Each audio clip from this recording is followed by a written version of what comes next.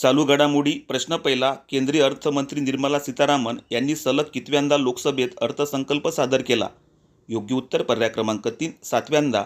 याआधी मोरारजी देसाई यांनी 6 वेळा अर्थसंकल्प सादर केला होता.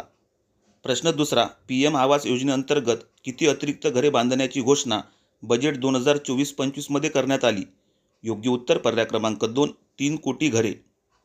प्रश्न तिसरा. बजेट 2024-25 मध्ये महाराष्ट्रातील कोणत्या नदीच्या पुनरुज्जीवनासाठी 500 कोटी रुपयांची तरतूद करण्यात आली? योग्य उत्तर पर्याय क्रमांक 1, नाग नदी. प्रश्न चौथा. NTR भरोसा पेन्शन योजना 1 जुलै 2024-25 पासून कोणत्या राज्यात सुरू करण्यात आली? योग्य उत्तर पर्याय क्रमांक 4, आंध्र प्रदेश.